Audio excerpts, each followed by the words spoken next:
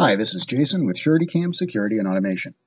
In this video, I'd like to show you all how to configure your 2GIG Go Control Panel's Backlight Timeout feature. First, go to Security, Menu, Toolbox, and enter your master code. You'll scroll to the right once, and then up in the top left-hand corner, you'll see Backlight Timeout. Press that. You've got a range of options, from 30 seconds to 10 minutes. I'm going to choose 30 seconds. Hit OK.